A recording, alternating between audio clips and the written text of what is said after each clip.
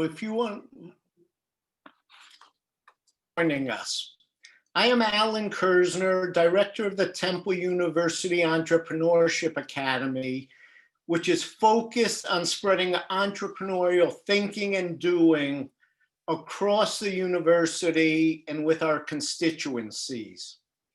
A major focus of our efforts is to inspire and enable students, faculty, and staff to be engaged in helping our communities. Today, in conjunction with the Temple University Libraries, we are pleased to kick off our three-part series on reskilling non-credentialed individuals so they can gain and maintain living wage jobs. Today, we will be speaking about skill gaps. What skills local employers need that these individuals can be taught. Unemployment in Philadelphia is a major issue. COVID-19 has made it worse, especially amongst Black and Brown individuals. Our next session in this series is a week from today, October 27th at 5 p.m. also, and we will focus on how best to train individuals on the skills that come out of today's panel as gaps. Then, and I urge you to register and attend if possible, we're going to be having a hackathon on Friday, November 6th from 1 to 4 o'clock to develop innovative solutions that enable us to make a difference in getting non-credentialed individuals employed in the areas and with the skills coming out of these panels. That session will be led by Michelle Histon, Director of Innovation at International Blue Cross and a design thinking expert, and will be attended by students, faculty, and staff from Temple University, from Community College of Philadelphia, and a number of community leaders in the workforce area will also be participating. One administrative note, as Lindsay mentioned, throughout the session, if you have questions, put them in the Q&A area on the bottom of your screen, and the panel will answer them towards the end of the session.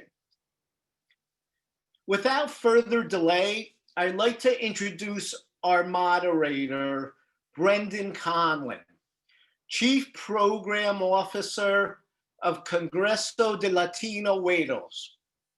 Brendan is a major innovator in the areas we are covering and will introduce our distinguished panel and lead them in discussion. Brendan? Thank you, Alan. Hi, everyone. I appreciate it. Major innovator, that's a lot of pressure. So see how I do as a moderator. Really grateful to be here. I see a lot of awesome names in the list of attendees, so this is going to be a great session. As we start off, I'd love to just jump in and introduce some of our panelists. We have some really great folks here today.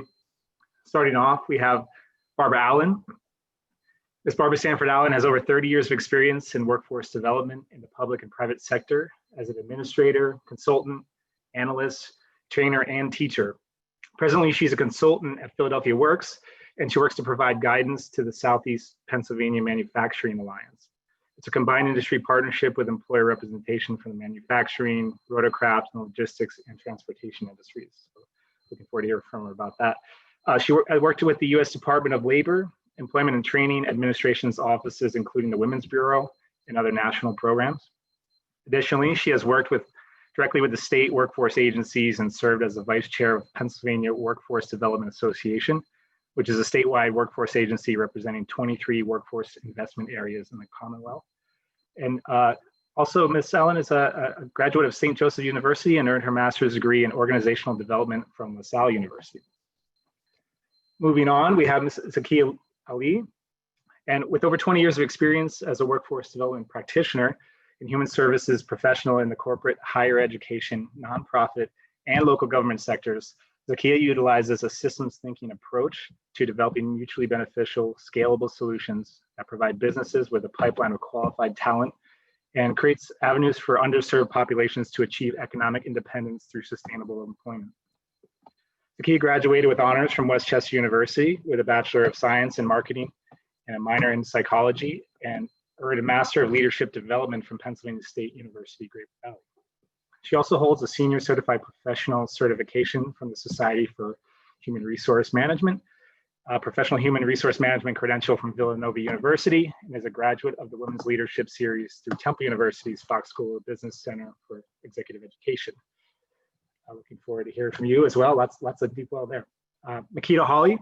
Makeeda's Vice President of Resident Programs and Partnerships at the Philadelphia Housing Authority. With over 15 years experience in workforce development, and she brings a resident-centered approach to self-sufficiency and community development. Makeeda values partnerships and is passionate about leveraging resources to develop comprehensive programming that meets the needs of Philadelphians. She comes to PHA from the District 11-9C Training and Upgrading Fund, where I've worked with her quite a bit over the years. And she served there as the Director of Workforce Development. Prior to 11-9C, Makeeda worked for PHI, which is the Paraprofessional Healthcare Institute. She managed there the Center for Coaching, Supervision, and Leadership. She has her MS from the New School University in New York and her BSW from Temple University. She's a graduate of the Aspen Institute's Sector Skills Academy and Penn State's Labor Leadership Institute. Makeeda is a native Philadelphian and currently lives in the Germantown section of the city with her husband and 2 children. Finally, last but not least, we have Ronald Story. Ronald is a business engagement representative with Philadelphia Works within the IT, construction, logistics, and transportation industry sectors, and has parlayed his expertise in HR and organizational development to provide business solutions within the Philadelphia region's workforce ecosystem. Philadelphia Works develops and manages workforce solutions that respond to businesses' needs and increases economic opportunity for all Philadelphians. As a skilled strategist and solutions provider, Ron provides training and coaching services in small businesses, human resources, career and workforce development, and teaches as an adjunct at the Community College of Philadelphia's Power Up Your Business program. Ron served as a human resources director at the University of Pennsylvania, where he directed the Skills Development Center. He's a graduate of the University of Pittsburgh with a BS in Political and Information Science and an MS in Organizational Dynamics from the University of Pennsylvania. So welcome to our panel. We have some really, really big hitters here today with a lot of really in-depth and broad experience. So I'm very excited to jump into some questions. So I know time is of the essence because we have some Q&A session after this. So I just want to get started and we'll dive right in.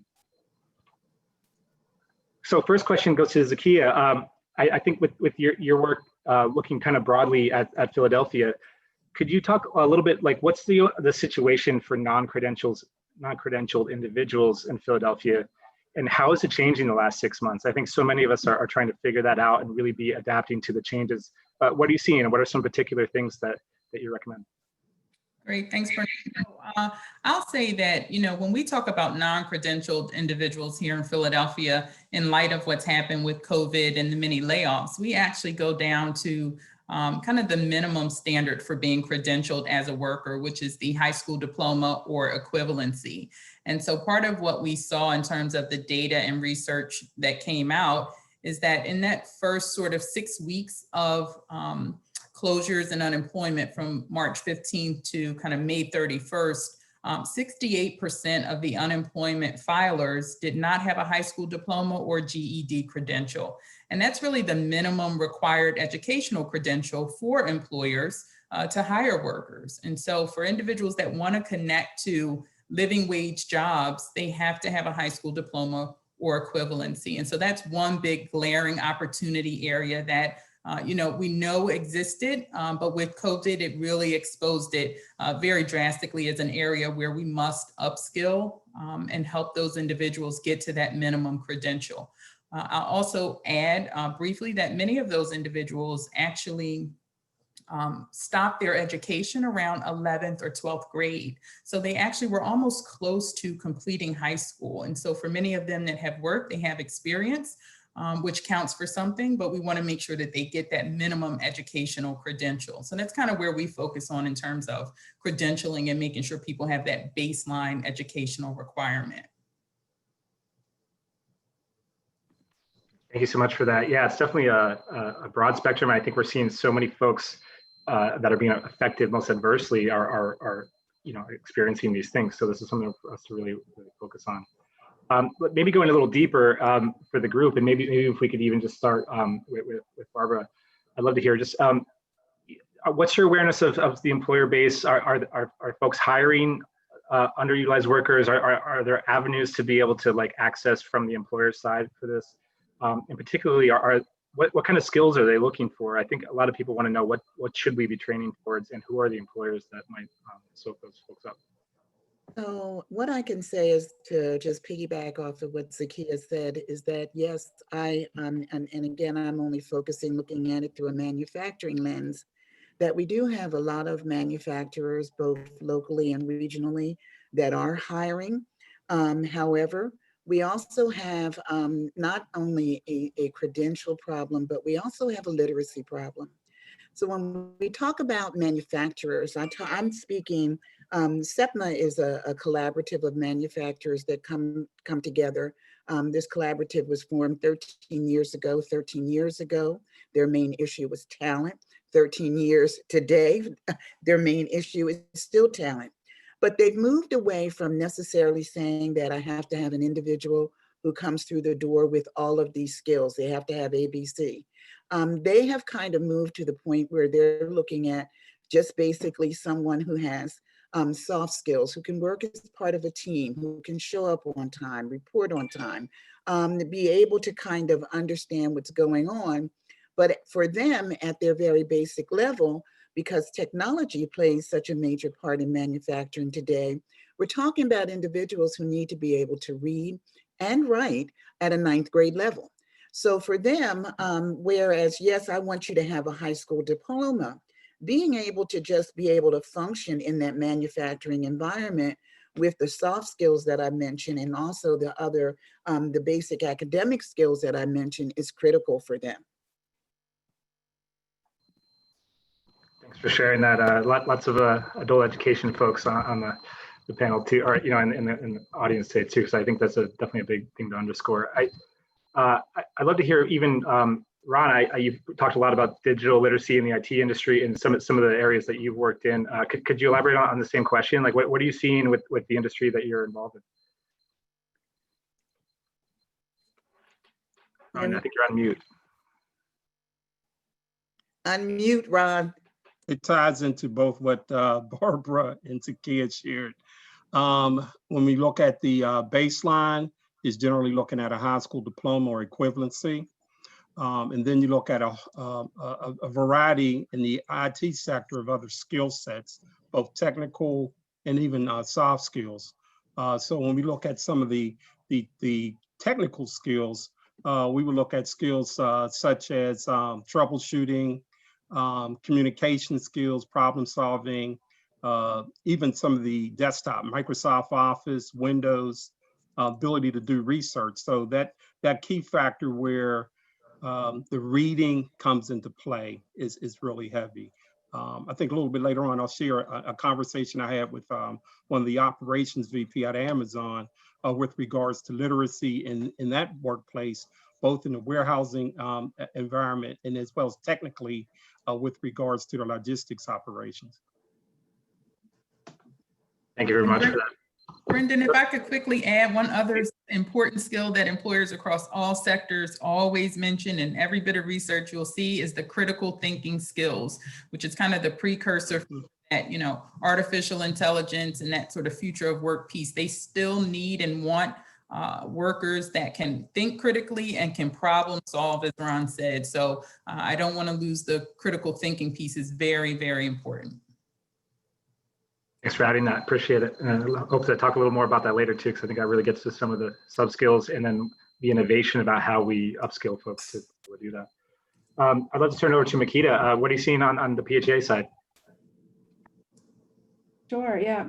So, I mean, PHA as an employer, we definitely try to think about how to engage residents in opportunities.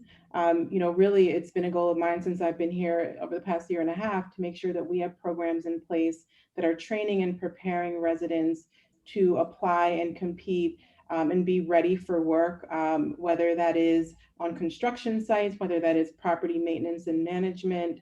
I mean, there's a wide range of things that we can connect PHA residents to that we're doing in-house. And so we've had a couple training programs kind of pre-COVID that we started to get off the ground that were modeled similarly to workforce development, kind of pre-apprenticeship, apprenticeship models.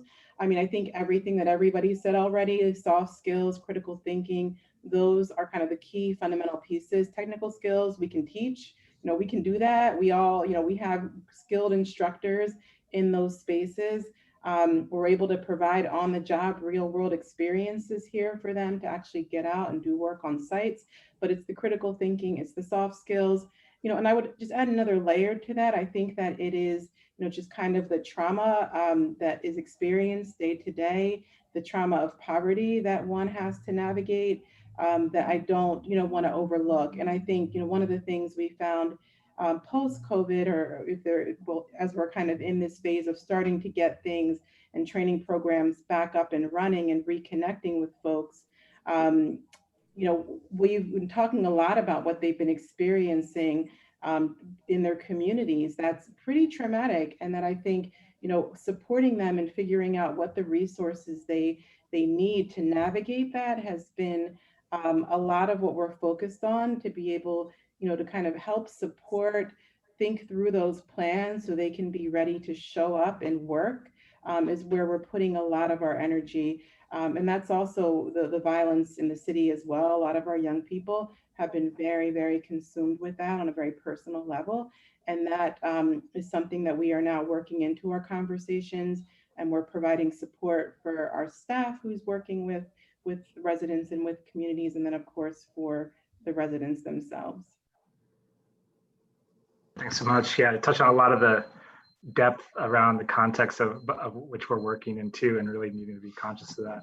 I think it's more important than ever to weave that into the programming and really blend that together so that we're serving the whole person, even though we're looking through a workforce lens here. So thanks for underscoring that. So yeah, there are a couple of things that I wanted to ask you to elaborate on around the hospitality industry and some of the entrepreneurship world. I know you mentioned a little bit about that. What are you seeing on your end? I know that the hospitality industry is a particular one for the city that has been pretty hard hit by the recent changes. So anything? Yeah, it has been. Actually, at the City of Philadelphia, we used to run a hospitality careers program, and we supported our Philadelphia International Airport with training individuals to work in the airports and provide both janitorial as well as customer service supports. And so we've seen both the airline industry, the hotel industry, retail, restaurants all take a hit. Though there are many businesses that were able to weather the storm in some ways and still hire people and start to try to recover. And so part of the adapting and upskilling is making sure that staff and employees are well versed in the COVID-19 protocols and are practicing those safety protocols in the workplace to keep themselves and customers safe. One area that has come up as a wrinkle for workforce in the hospitality industry is related to the fact that patrons and customers, some will come in wearing masks, some won't. And so what role should essential workers and frontline workers in the hospitality and service sector play in terms of policing that? And do they have the skills for that? So that's been a training aspect and an aspect of conversation that's come up in terms of skills for frontline workers. But we have seen some rebounding in restaurants, and we know that some will never come back. The unfortunate side effect is that we have many Black and brown businesses that unfortunately went under during COVID and may never come back. However, there are some that are still here and still thriving, and we're trying to support them as best we can. In crises and times like this, individuals that do get separated from employment will start to think about entrepreneurship as a way to continue to bring in an income and to start to realize some of their passion. So entrepreneurship is still something to be considered, even during a time like COVID. And so thinking about resources for those types of individuals is also front and center, not just for the Commerce Department, but also our partners at the Philadelphia Industrial Development Corporation, who also support some of the entrepreneurship and workforce efforts down at the Navy Yard. So a mixed bag, but some bright silver linings in this. That's great. And I think a lot of work being done to translate skills across industries and really think of what are those transferable attributes that can really get people the opportunity to pivot if they've maybe worked in the hospitality industry and need to stretch those skills somewhere else. Lots to cover there. There's a couple of questions I wanted to kind of put out to the group, and I know this is hard in a group setting to sort of raise a hand and jump in, but let's talk about unions quick. Does anyone have any comments just around like unions and what are we seeing in their role in supporting training and upskilling of non-credential employees? I know it's a hot topic in Philadelphia. Does anyone have any comments there or any thoughts about how that's playing out and what some opportunities might be? Yeah, that's another interesting one too. And I think maybe I'll, rely on Makeeda to jump in here as well. But the city of Philadelphia has continued to support our Rebuild initiative, which is where we leverage the soda tax money to repair and restore our libraries and our recreation centers. And so through that particular initiative, we have two tracks of workforce development. We have a track for individuals that are looking to develop skills in the trades and plumbing and roofing and electrical. And then we're also developing a track for small contracting firms, minority owned, women owned firms to get contracts with construction companies. The former track, the one for individuals learning a skilled trade, is specifically for individuals that are looking to get into the union. So it is a pipeline for those individuals to connect to union jobs and to prepare for that in terms of completing the entrance exams and to connect to union work. So that's one piece that's still going on during this time. Yeah, and we work with the city. We are a partner in Rebuild. And so we actually take on students who we then connect to unions who we work with here at PHA. We're moving into our second cohort. We did our first with the Painters Union, DC 21. We're moving into our second cohort with Rebuild with construction and some, I think it's primarily carpentry. But I think, we're a union town. It's tough to, really think about how we create, kind of pre-apprenticeships to apprenticeship models that really do something that's at a big scale. What we've done is, and I think with Rebuild is think about it much more intentionally, where, rather than doing a cohort of like 50 or 60 and saying to unions, hey, we have this large group, kind of let's work with them. We're saying, let's work together, get them really involved in the beginning, the unions in the selection process to come up with, maybe it's 3, maybe it's 4, it's a much deeper intentional commitment that we are seeing some success with. I think in the past when we tried to do, kind of these larger initiatives where we were saying we have 100 people ready to go, it's overwhelming for everybody. And so I think, if we start small and we really do this well, my philosophy in general is I would rather go much deeper and much more impactful than have large numbers. So anything I do will always have a smaller number than I think some people would probably like to see, but I can guarantee that small number will have higher rates of long-term success, which is really, that's where we start to see the needle move when we're talking about, lives changing and the impact of workforce development. And to that end, I can attest to that. SETMA being, as I said, a collaborative of manufacturers, basically they have created a self-sustaining model for themselves. So as I said, talent was always an issue for them. And so at some point in the life of the partnership, they decided that they needed to start to grow their own talent and to make an investment in terms of skills that they wanted to see. But more importantly, what I found in terms of working with this group is that for them, it was interest in manufacturing, aptitude, and the skills that they could build on later. So what they've done is they created their own boot camp, their own training boot camp, which is more or less a pre-apprenticeship model that starts with just being able to kind of reach out and do outreach to those individuals who think that this is what they want to do, provide them with a really in-depth overview of what manufacturing is, and then work with them to kind of understand that not all manufacturing is equal. It's different. Manufacturing at Philly Shipyard and at Rhodes Industries is a lot different than manufacturing at Dietz and Watson or Computer Components. So they wanted to have a model where they had an employer investment who actually actively kind of scripted the curriculum and who have a hands-on approach with this that nurture the individuals. So our cohorts have been smaller. I think the largest cohort that we ever had was 20 individuals. And what it has also allowed for us to do is it has a commitment from those employers to hire these individuals because they've been a part of this whole training model that they're going through from beginning to end. So we kind of also frame those cohorts as best we can around the time that we know some of our employers are hiring. And that has been successful for us. I'd like to also to share is that Philadelphia works in collaboration with Rebuild and PIDC are champions in a $5 million two-year grant in the Advancing Cities Challenge to provide training specifically for the Black, Brown, and Latinx community to train up and then sponsor into the union, into union type jobs. So, or skilled trades types of opportunities, pre-apprenticeship, apprenticeship programs. So that will be pretty much kicking off soon in a couple of months out. And that grant just came through as a matter of fact, earlier this month with regards to that. So we're really happy to look at those collaborations. So Brendan, in answering that particular question, is looking at ways to partner as an employer, as a workforce entity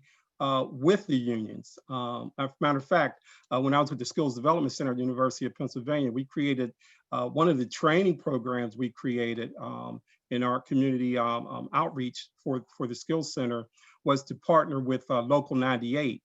And what I actually did is with a group of people, we looked at the apprenticeship, we looked at the pre-apprenticeship component to get into the union. And what I actually discovered at that time is that you have two career tracks as an electrician. Either at that time, you can go into data cabling or you can go into electrician. And as I saw a greater need in the areas of data cabling, whereby the first Comcast tower was just going up, and there was a lot of development in the city to look at rewiring older structures. We put together a program in which 25 trainees went into it, trained on a data cabling side and as well as electricians. And then we actually was able to sponsor out of the 25, 19 of them into the IB Local 98. The others actually decided to go with transferable skills with other organizations such as Gray Bar, Black Box, where they went into they had sales aptitude and wanted to go, since they knew the wiring, the cabling, to go into that particular aspect of a career. So that partnership with an employer and a union is really crucial in pushing this piece forward for those that are underutilized as we look to those jobs going forward. Thank you so much. And yeah, I was actually almost going to ask the group, do we perceive them as bottlenecks or kind of assets? And it seems like all of you are taking the mindset that we have to engage with the unions, and being really creative and collaborative with them is opening up some new ways of thinking about inroads. I recognize how it can be challenging to sort of make that connection, but at the same time, it seems like there's some really optimistic, dialogue happening too. So I think furthering that as we move along is really essential. There's one thing that I do want to add to that. Through this time period with COVID and a lot of the social unrest that has been going on, what I have also found is that as I said, working with these employers over a 13-year period, I've come to know some of them very intimately, and we've been able to kind of change some mindsets. But what I've also noticed too in this particular era is that we have an opportunity at this particular juncture to take advantage of a lot of what people are throwing around in terms of buzzwords, but with diversity, equity, and inclusion. But it's also kind of sensitized people and in particular employers, especially when it comes to being sensitive around the needs and the reasons why it's important for them to diversify their workforce. So I think that we have an opportunity here to make some inroads and to kind of capitalize on this and to begin to kind of present these opportunities for employers and for those job seekers. Thank you so much. Yeah, I appreciate that. I think that's a different light to really shed on this too, and it can really open some opportunities. So I wonder how it could play out with some of the folks in the audience and their connections with unions. Appreciate it. So another question, kind of switching gears then, is right. So COVID happens, and there's so much that shifts to the digital world. There's so much that was shifting there or had shifted there already. You're talking about automation, AI, just the skills, tech related to accessing those jobs. Can any of you, kind of speak a little bit to how's that playing out? I think is the pressure increasing on the digital world, and what opportunities do you see there for folks who are doing this work to maybe help people meet those skills and meet those types of jobs that are emerging? The pressure is definitely pushing in the digital world, and particularly in the cybersecurity area. Anywhere from a small mom and pop business needing the ability to protect their point of sale terminals that's online, if they're involved in, everybody at some point is involved in some type of e-commerce, to the larger organizations. A couple of the employers that I've been working with in the IT realm were really looking at, they had to redesign some of their positions around looking for skills more around cybersecurity, and an ability to identify that talent to work within those companies. And there's been an uptick across the board with a lot of organizations in that arena.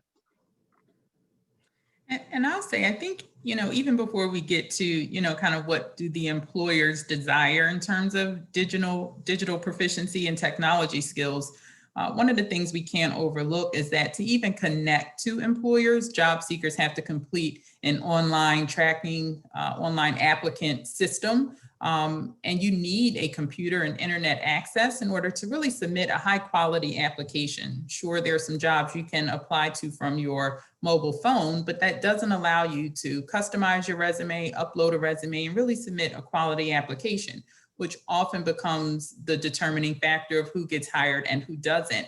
And so the digital challenges also are associated with the access challenges of having a computer and internet at home to be able to do that.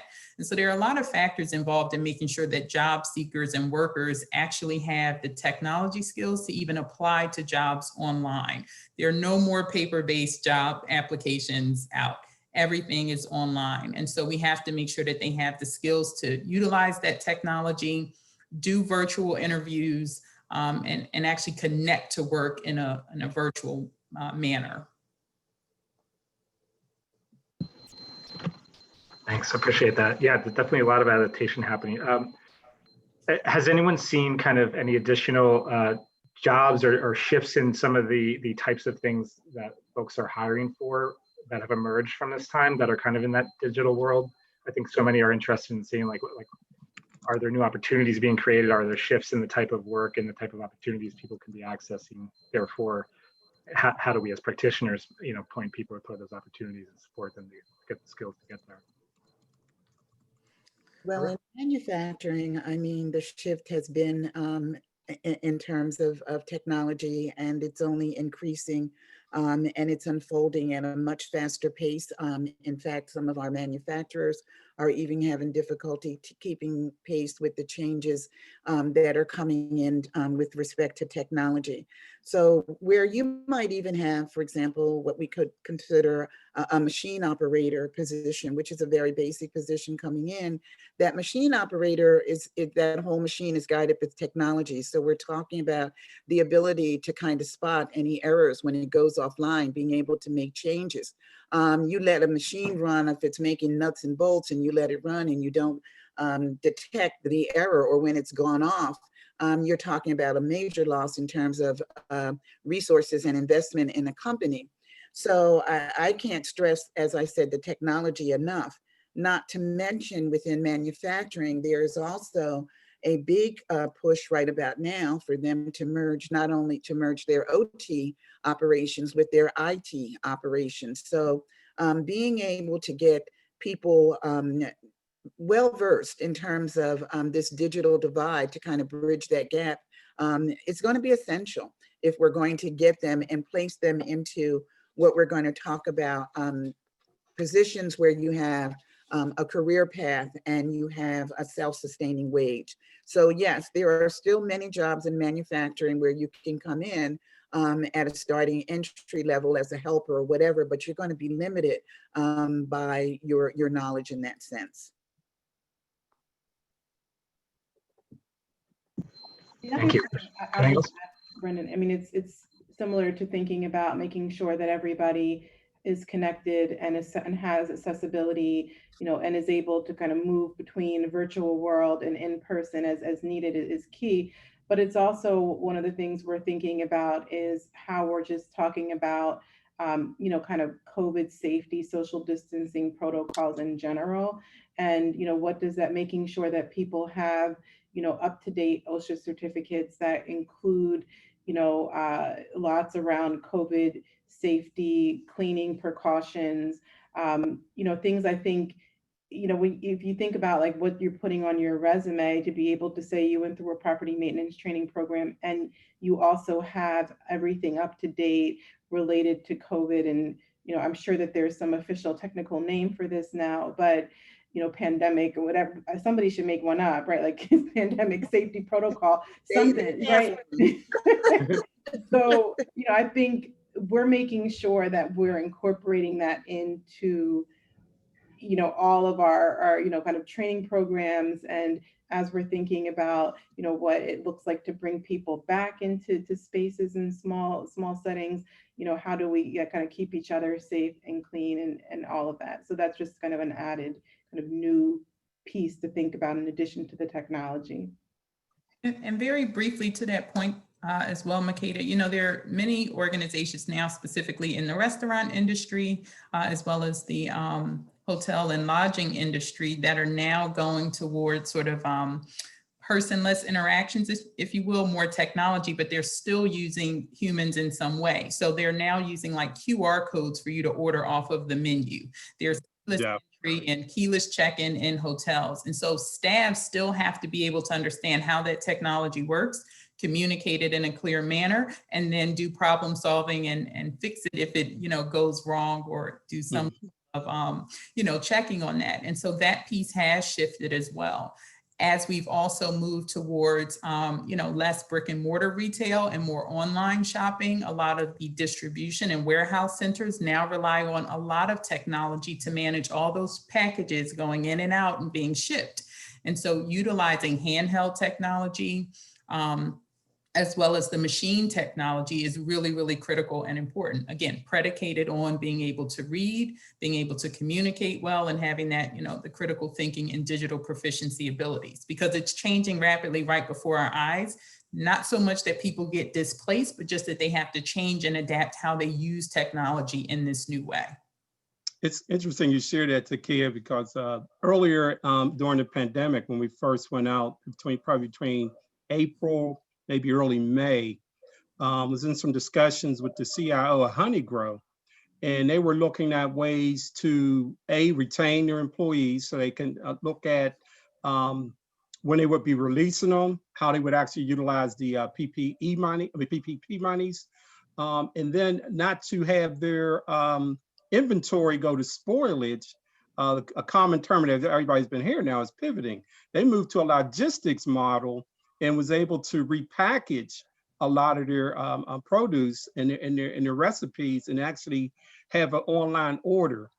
So people can actually go to, they were on 7 platforms, DoorDash, Uber Eats, and to see a business turn around that quick to retain some of their dollars and to move the product still out to the street, as well as think about their employees to re-gear them, to move them from a store operation to a packaging and distribution and type of warehouse operation, logistics wise, was really innovative and interesting to see a company to do that. And I guess that's what's kind of unique about manufacturing in the region.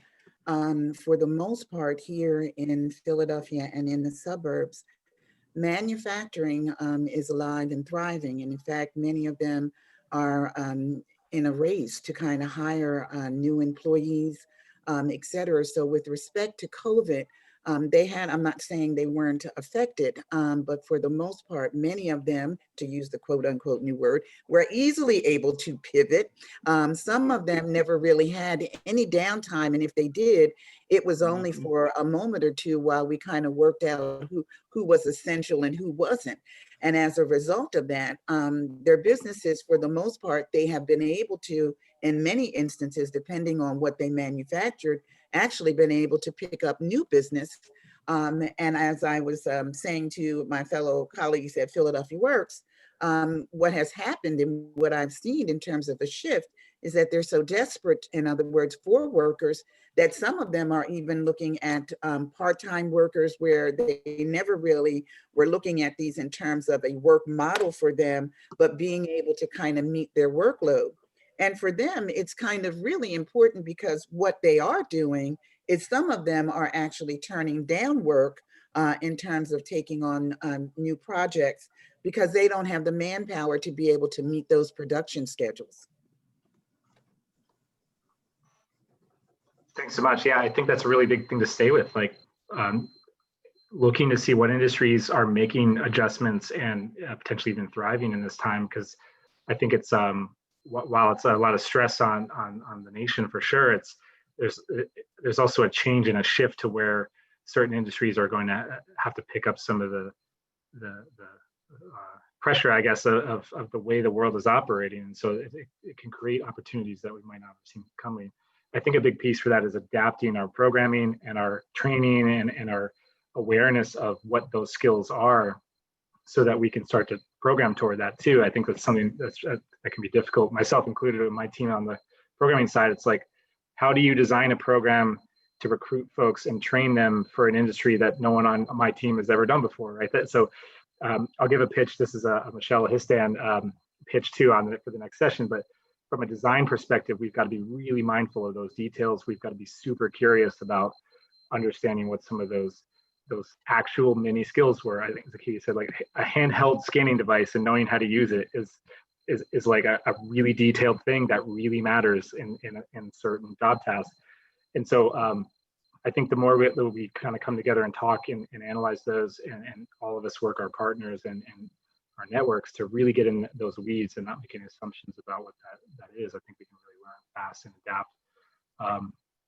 So I just want to ask maybe just a brief question broadly to everyone to underscore maybe a final thought. And then in the light of time, there's a few questions that came in too, so I want to be able to get to those. We touched on a few of them, but there's a couple that I really want to make sure we underscore and try to get to everybody's questions. Maybe if we could just go around and just say, maybe if there's like a brief parting thought about, I think there's acknowledging the change that we're in and the challenge that we face to get this gap covered, but also, does anyone have a final thought about like what to do about it, or what some opportunities are that we can share to folks who are in this work that could maybe motivate them to go back to their own organization and keep moving ahead? Zakiyyah, do you want to start? Sure, I always keep a thought ready. So, part of what I've been sharing with my colleagues here in the Commerce Department and the workforce unit specifically, as well as our other partners in workforce development, is that we have to do a better job of really making sure that we are assessing the unemployed market and underemployed market of job seekers, because they are not a monolith. And so oftentimes we talk about them as if they're one group that all have the exact same experiences, backgrounds, and situations, and they don't. So really making sure that we start to identify subpopulations of the under and unemployed groups and make sure that we're providing services and strategies that meet people where they are and that fit for the type of work that they're looking for and the skills that they need. And so that's the piece that I would say we should keep a lens on. They are not a monolith, and we should meet them where they are and provide the services and supports appropriate to their place and level in the employment world. Ron, how about you? I had this idea around predictive recruitment for those industries that we can anticipate that's been rocked by COVID and laying off. We can actually do a deep dive to say, okay, these are the skill sets that type of employee are coming out of or coming into the unemployment market or the underemployment market, and look at that, and then to look at ways to reskill, retrain, as well as replace. I'll give you an example. If I have a 18 to 25-year-old that is heavy into just gaming, video gaming, and I have a company that's interested in drone operators, that individual's skill set actually applies to that skill. Just that the gap would be around the coding and the programming, but their ability to work, the joystick or the guidance ball, and as well as to work with a handheld device, an iPad or their phone, and guiding the drone is a skill set to transition to. So when you look at the future of work, and Amazon now have been cleared through the FAA to do drone package deliveries, which we probably see within 36 months. That's a skill set and an opportunity to look at beginning to train in. I know it sounds a little spacey and far out, but that reality is actually here. Thanks, Barbara, and then we'll do Makeeda. Unmute, Barbara. I think we have an opportunity here also, because as far where we're coming at is traditional models of training are probably not archaic, but we're seeing now we're operating in a virtual world. And I think that digital training is especially appealing to millennials who are growing up with technology. So when we're talking about tapping into a workforce, even those who are underrepresented, as Ron said, they're on their phones, they're using their phones. I think we have an opportunity to kind of tap into them in terms of providing some opportunities for them and capitalizing on being able to do a lot of training that we used to do in a classroom to maybe deliver virtually. Appreciate it. Makeeda, any parting thoughts? The only thing, I'll add to what my colleagues on the panel shared, which is spot on, is I think it's also important to always keep, as we think about how we're supporting, folks who need training or who need placement, I think we also have to really think about how we're supporting employers. And making sure that they're ready to provide the level of support that could be needed, the level of training that could be needed, the level of coaching that could be needed, because we can do all of the work as training providers to get folks ready, but if they're not going into an environment that is really going to be able to support them and understand maybe kind of the plethora of kind of spaces that folks are occupying at any given moment or day, it's not going to work. And so, I think I really push for apprenticeship as a model, because I think that does allow really, kind of distinct intentional time for employers to dedicate supervision to the apprentice. And it's a very formalized way that I think a lot of employers need. And so I feel like, thinking about that as a model, how to grow that, how that can translate into, across industries, Even if it's not kind of a formal apprenticeship that's taken all the way up to the state, it still is something in a language that I think employers can kind of get behind and understand that model. I just think it's key, right? Because all the training without the support on the back end is going to be for naught. Well, that's a great point. And just briefly on my end at Congreso, we're thinking about ourselves as an employer, not just a service organization. And we've been saying, how do we hire folks from our community that have the knowledge and the experience needed to help our folks out, the linguistic backgrounds, those really unique skill sets for a multi-service organization. And we decided like we're implicated in that too. We have to go and support these folks and train them. And we've redone some of our entry points and requirements. And we've really been trying to make more robust internal training and promotion protocols so that, you know, we're not relying on this magical employee to just show up one day. We're finding them and we're curating them and we're giving them the opportunity to step into that. And treating ourselves as an employer with that responsibility has really changed our mindset about hiring, even internally as a nonprofit. So I think it really, that's what I'm eager to share with others and just ask, the more folks think about that and they go and get folks and they steward them, I think that really can go a long way to upskill them as well. Appreciate that. Alan? Okay, great. So thanks, great discussion, and we're going to have Q&A in a minute, but let's give the panelists and Brendan a chance to catch their breath.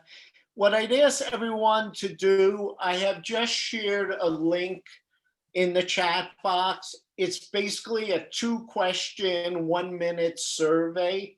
I'd ask everyone in the audience to please fill that out. It helps us improve every program. And so if you could take a minute to do that now, and then we'll start with the Q&A.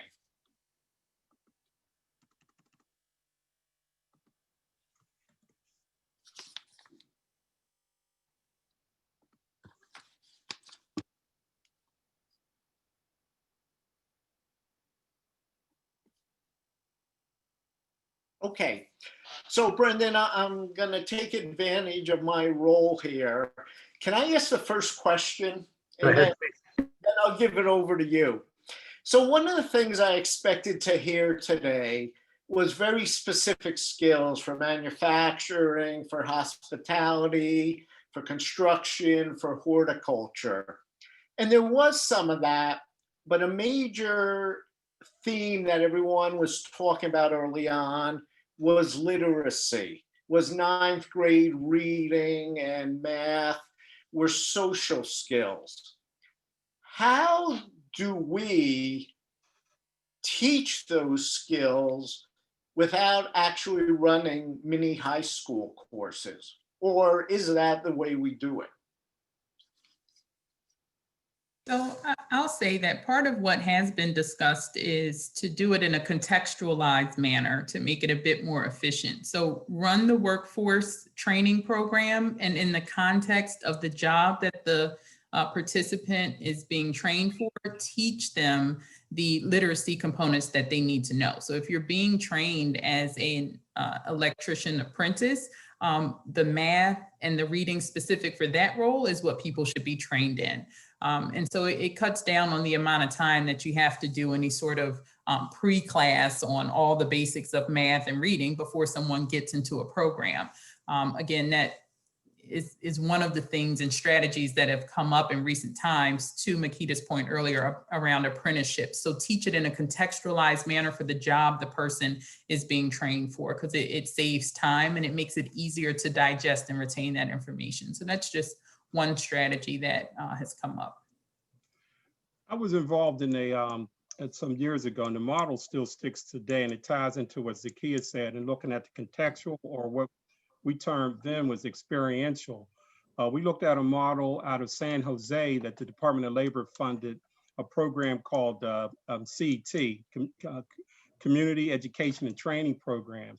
And in San Jose, their population was heavy Spanish speaking, heavy Latino. And in that, they actually trained individuals on, since it's in the Silicon Valley, on putting together computer boards and parts for the computer industry. So in that, they actually would have in the lab space both English and Spanish around the training room, but the training rooms are designed just like they would go on the floor and work at IBM, Burroughs, if they went to work for Apple. It mimicked that, and I'm saying mimic, but it actually looked just like they were going to the workspace there. And so they actually would train for their GED equivalency, as well as the language necessary to learn within that workspace. And that model was extremely successful, that the Department of Labor actually funded the program to be replicated nationally. And parts of that training design we actually used in the Skills Development Center in West Philly to do some of the same types of literacy components that are training to assist West Philadelphia residents with moving on and getting their high school diploma. And the manufacturing partnership kind of adopted a hybrid of the experiential and the contextualized, in the sense that we developed a continuum. So part of my the problem that I heard over and over again from some of our manufacturers is that they thought that they had selected the perfect candidate. They passed all of whatever their trainings or requirements were for, only to find that they hired that person on a Monday for them to say, oh, you know, this isn't what I thought it was going to be, and I'm out of here on Friday. So for them, it was key for them to kind of establish a program where individuals had a really in-depth understanding of what manufacturing was like and how it differed, as I said before, from company to company. And then from there, for them to kind of be able, we also did similar to what Ron said, these training sessions were held at some of my employers. They actually gave up space so that individuals reported at the same time that their employees would report, and that they've got to see every day exactly what that was like. And so we kind of mimicked the work environment in that respect. And then, as I said, part of that for them was aptitude. I have an employer who does a very simple aptitude test, and we incorporated part of that into the program, because you also have a lot of people we found really were interested, they were dedicated, they could do all of those things that we said, work in a team, do some critical thinking, et cetera, only to find out that they just weren't wired to be in a manufacturing environment. So after that boot camp was kind of established to kind of work through and weed out and help in that particular area.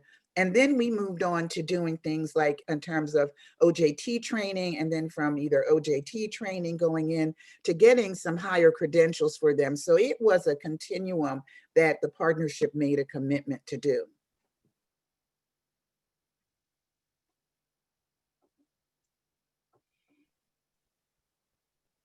Okay, thank you for that. Appreciate it. I'll throw in a pitch for the adult literacy system as well, too. I think that, you know, the city's got quite a robust set of providers. I know that the Philadelphia Adult Literacy Alliance is sort of a self-organized group that's really connected to the Office of Adult Education and the Office of Workforce Development and such, that have, you know, really a long reach into providers that are really thoughtfully working on the contextualized literacy pieces, the digital divide, the GED testing. For those of you familiar, the TABE testing and some of those more fundamental skills that tend to be the pre-GED levels. So there's a pretty robust system out there. And I hear a lot of workforce providers saying, hey, we do training. We're not in the business of literacy and numeracy, and we're not sure where to start. And yet, how do you address that? So I think the Philadelphia Adult Literacy Alliance is a great spot to start and look for that. And perhaps we can put some information out as at the next juncture to work on that. I do think it's a challenge. I really believe too that contextualized literacy has been very successful for Congreso. We do just direct adult education, but we do see a lot of people who really want to work, and they're looking at their efforts through a work lens. And if you can provide that value and tuck that into their training and pursuit of that job, we've really had folks do really well with that and be able to get placed and then move on to the next step. Some other ones I wanted to just share just a couple questions that popped up. So I think people are interested in methods to identify skill gaps, right? So how do we know what the skill gaps are in a certain industry? you know, if we're trying to like recruit folks and train them and support them and plug them into these industries, are there some guiding principles? Is there a method? Is there sort of a more formal way? Because I think as a practitioner, many times we're trying to figure out what to teach or figure out what programming to offer. Any guidance there or any experience that anyone on the panel has in regards to like mapping out what those skills are, or places that have done that, or entities that can support where people can go? So I'll tell you in my experience, to be really, really honest, I think some of the employers that I've just dealt with over my career have been more than willing to teach a lot of the technical side of the work, but when they're thinking about hiring individuals that may have worked in low wage jobs or entry-level positions or have limited education, their concern is, again, for the very foundational soft skills and work ethic skills. And so they'll often just ask, can the individual get to work every day on time, be reliable, and have, again, those, you know, communication and teamwork skills. In certain industries, there might be requirements. I've seen in pharmaceutical, they might want you to have a certain type of certification for that type of work. Dealing with pharmaceuticals can be a bit more mid-skill and technical type of jobs. So they might want you to have that coming in.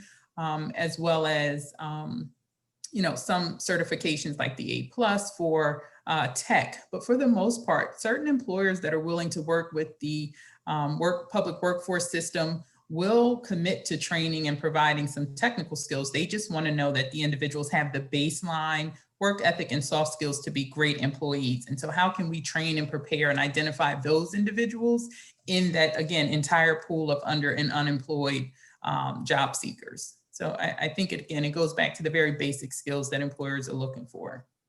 I think it's important to have the employers engaged in those conversations from the very beginning, right? Like the philosophy that we have is like, we're not going to train with nothing at the end, right? We're going to have an employer. We're developing training programs really specifically for an employer. And so my expectation would be that employer is right there as we're designing the programming and sitting there and saying, you know, here's what's important to me. And it's going to look a little different depending on, you know, different employers are going to have different, you know, kind of priorities. But I really look to them to say, you know, here's kind of the critical pieces that we're looking for, and then individualizing that program and our recruitment process really from nuts to bolts to that employer's specific needs. So I think it's very employer-driven approach that I think probably all of us on this panel have when it comes to thinking about skills gaps and, you know, how we're recruiting and supporting folks. We look to the employer to give us that feedback. I agree 100%. Yeah, another skill I think employers look for that can go unspoken in a way, because it's not a technical skill necessarily or a soft skill necessarily, but it's the ability to navigate common workplace challenges that you might face. And so oftentimes that might be difficult to teach unless, to Ron's point earlier, it's done in an experiential format or through a safe program, whether it's an apprenticeship or a career pathway program. So how do you help individuals understand that not every challenge you face in the workplace is time for you to, you know, quit and throw your hands up and leave, say that this is not working. So really helping individuals sometimes really get out of their own way. Often we talk about access and opportunity for Black and Brown residents and underserved communities. But in my experience, I've found great success in working with those individuals to help them understand sort of those unwritten workplace rules that oftentimes, you know, lead them to being unemployed. So in many cases, it's not that individuals can't get connected to work, it's that they can't keep a job. And so that harms the worker and the employer. So really helping people understand how to navigate common workplace challenges, work through it, keep sort of what you learned in the back of your head for the next time you face a challenge, develop that resilience, and go on to really build a successful career.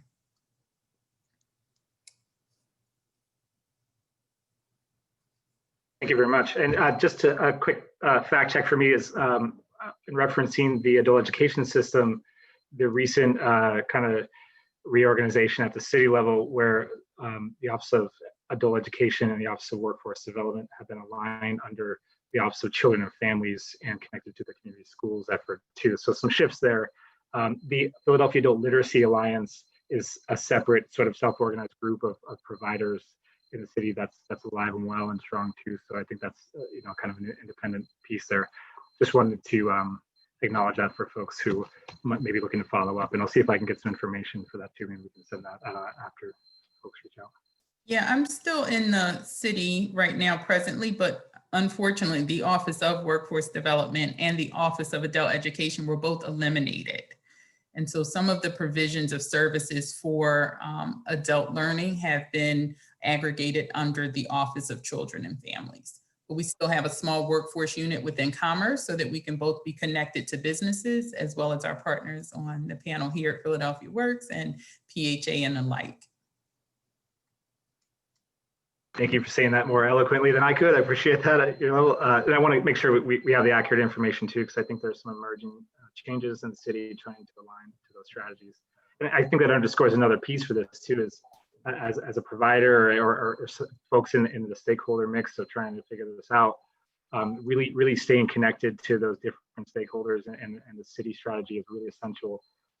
Definitely a lot of things changing, a lot of strategies being put into place. And so the more you and your teams are staying plugged into that in various ways, including this webinar, I think that really goes a long way, and particularly more than now, I feel like my team and I are relying a lot on our partners, a lot of conversations externally to really get a read of what's happening and make sure we're aware and we can participate and provide value in the right place that makes sense for our organization. So just want to underscore that because I think it's a big part of it. So maybe one final question, because I think we touched on a few of these. What are some challenges I think that you see in running upskilling programs in your experience and also in the current environment? So in regards to trying to program around this and recruit folks and provide these services that match the needs that we've shared in the industries we've talked about, what do you foresee being some barriers to overcome or some things that we're going to have to figure out in order to do that well? I would share assessments, definitely. Ways in which both the training provider can better assess a potential employee or trainee. That's one. And then the other ties into really what Zakiyyah said too, is around the, I'll call it stick 'em, once they go into an environment, that they actually stay. And ways in which to provide coaching. And I use an HR term, employee assistance programs. People don't look at the fact that as the community organizations that provide the job readiness and as well as the job assistance and placement, those that have the mentoring or the coaching component on the back end is really similar to employee assistance and being able to still have that contact with an employer and the employee to help that individual to navigate through that new experience within that work environment. And I'll kind of hone in on something I think Makeeda mentioned earlier, related to really involving the employer in the process. Part of what I've seen as a challenge at times is that sometimes the employer might need a little bit of assistance in terms of their supervisors, making sure that they are providing the right type of training. I think we can often mistake talking at individuals, especially adults, as training, and that's not. So what actually constitutes training in terms of how adults learn? There's an entire industry built on adult learning principles and adult learning theories for how adults learn, which can be varied. And so are we actually working with the subject matter experts, the people that have been doing the job, to really get from them what we should be putting into curriculum? And are we using, to run an experiential, safe environment to teach and train individuals in what they should be doing, right? And so I think that can be a challenge and a barrier is, do you have the proper supports from subject matter experts, supervisors, and workforce practitioners in your program to make sure that participants get exactly what they need from a training perspective, not just someone that's going to just talk to them and tell them and think, I sent the email and that's it, you should know. But are we really developing a high quality training program that we can measure, again, the skills coming in versus the skills that you now have as a result of completing the program? I think that's very important. I think, and this might sound a little bit crazy, but one of the things I'm really interested in exploring with PHA residents as we connect maybe one family member to a quality job is really looking at what the rest of the family needs as well.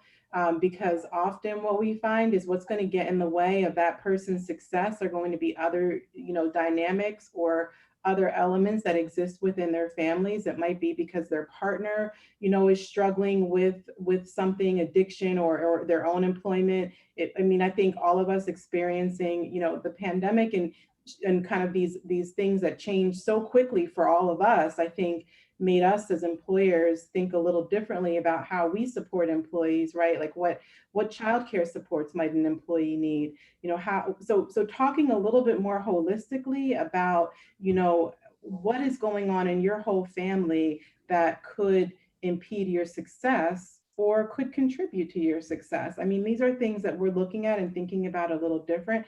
I know that there's models, and I'm completely drawing a blank on one. I want to say it might be in Colorado, where there's a group of manufacturing employers who actually came together to fund almost like a training fund, like support fund for residents, and it's open to their families as well, right? And that's always stuck with me, that it's not just me as the employee who can come, but my partner can come, or my teenage son can come, and they can receive services that could look like anything.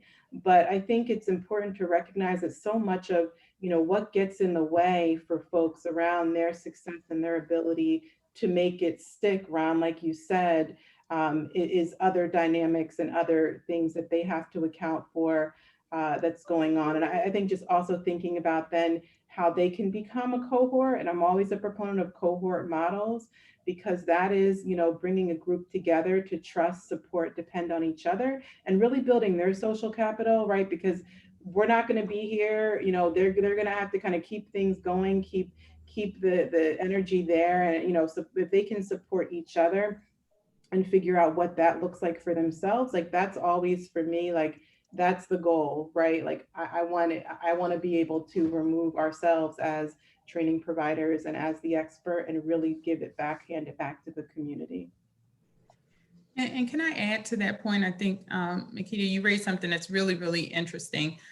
In my experience, part of how, my team and I have worked to coach around that is to really make sure that the participants and job seekers that we serve, one, recognize the value of reading the employer's information, not just the policies and procedures, which are uberly important, but also reading, to Ron's point, the employee assistance program information. So when we had occasion to support an individual who was in a domestic violence situation, coaching that individual to recognize just because you're dealing with this issue doesn't mean you should quit your job. Your employer actually has leave time for this exact situation. And so how can we figure out, how you can leverage and use that to your benefit so that you stay employed? So helping individuals recognize that there are resources and supports available, and you have to continue to navigate the situations, work through it, and stay employed. But making sure that they know the value of reading that, know what's available to them, advocate on their own behalf,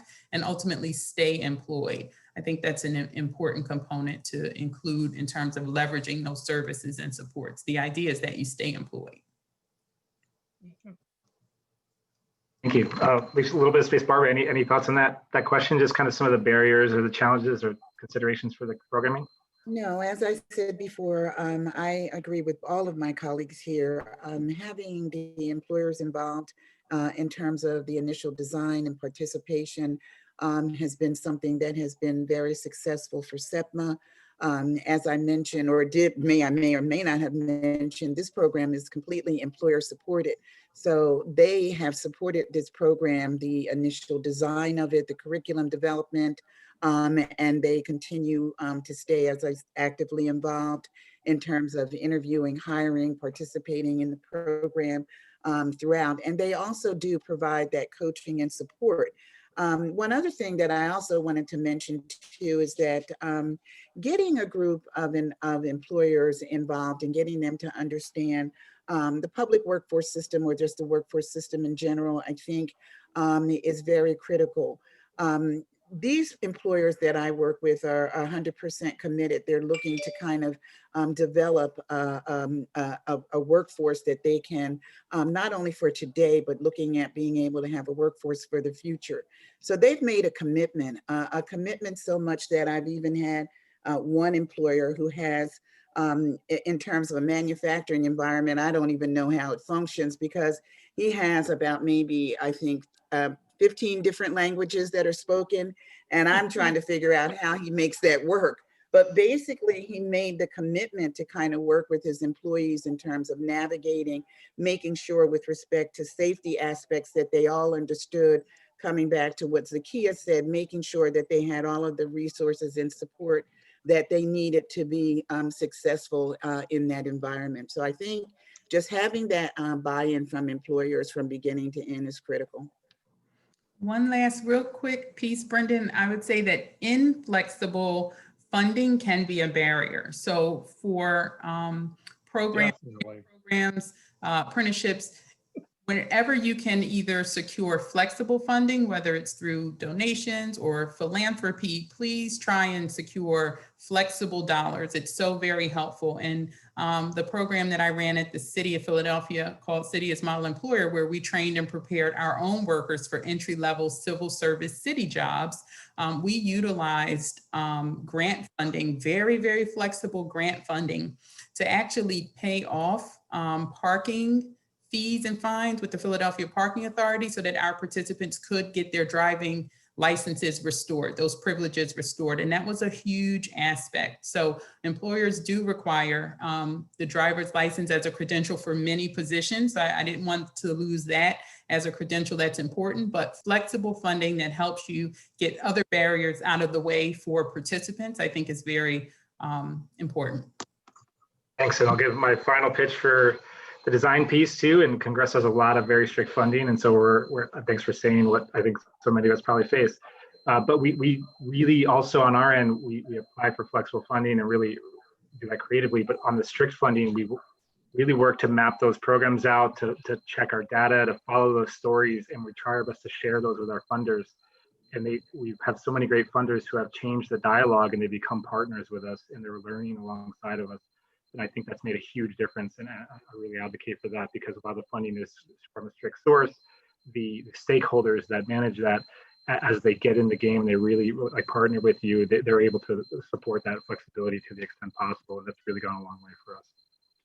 And I would say, don't underestimate your employer community. I think 15 years ago, when the Commonwealth came up with the idea of industry partnerships, I think some of us who were involved in the workforce system at that time kind of said, I don't know if this is going to work, because it required employers to make a financial commitment, not just one of time, but they actually had to make a financial commitment to that program. And over time, many of the partnerships, not just mine, employers have elected to kind of up the ante there. So whereas if the basic requirement was that they make a 25% cash match to anything that was going on, many of them have upped the ante of their own, on their own, to 50%, because they now see the value of the partnership and how it can work to benefit them. So like I said, just don't underestimate that employer community. You would be